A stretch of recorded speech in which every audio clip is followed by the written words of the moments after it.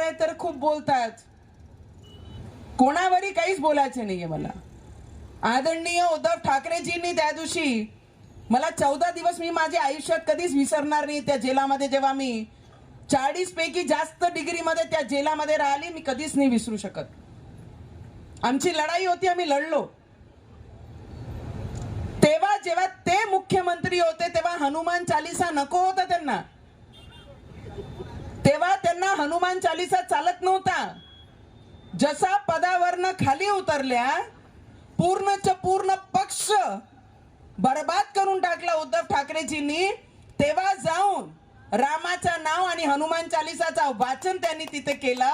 तर त्यांनाही माझा प्रश्न आहे, दादा हनुमान चालीसा तेव्हा वाचली असती तर ना आमदार सोडून गेले असते, ना घर फुटलं असतं, ना पक्ष बर्बाद झालं असतं, आणि बाळासाहेब ठाकरेंजींचे विचारही राहिले असते. आणि महिला खासदार असल्यानंतर तुम्ही जेव्हा मला 14 दिवस टाकले होते, प्रत्येक क्षण फक्त एवढाच बोलत होती की जो इतना घमंडी व्यक्ती है की एक महिला को कोई कारण नसताना तिला 14 दिवस जेलमध्ये टाकला होता.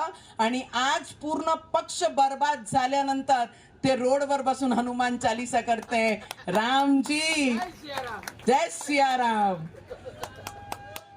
आणि आनंद या गोष्टीचा है कि सब बर्बाद होने के बाद राम जी याद आए.